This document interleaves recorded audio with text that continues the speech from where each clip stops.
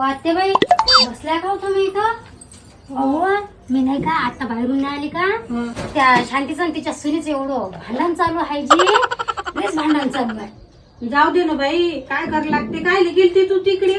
पण कायले भांडावं सासू नाही ना आते बाई, असं काऊन भांडे हो सासू ना कामासाठी?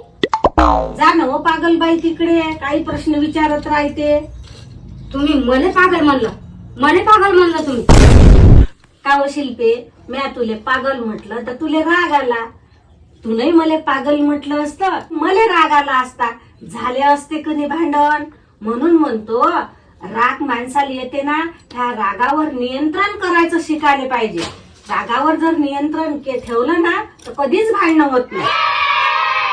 हा म्हणजे राग जर आला तरच सासूनाची भांडण होते आहे ना.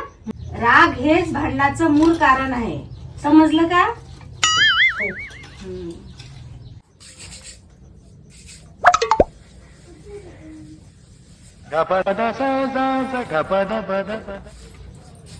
मी कशाला आरशात पाहू ग, मीच माझ्या रूपाची राणी ग.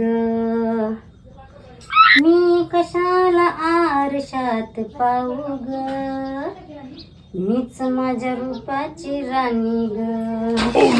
झोपाव आता, लई थकल्यासारखं जीव झालं आता माझ्या.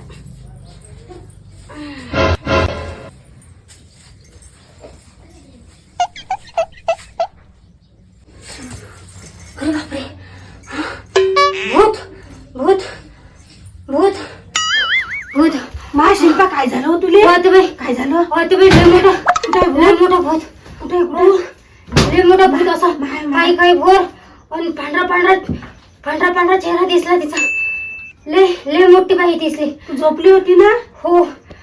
म्हणून काय काही बाई दिसली? काही काही बाई आणि पांढरा चेहरा तिचा असा कसा तरीच दिसला मले. म्हणूनच म्हणतो ओ माय मी तुले की आरशात नको पायत जाऊ, आरशात नको पायत जाऊ. 17 वेळा आरशात पायते ना, तेच भूतीन तुले दिसली. No, no.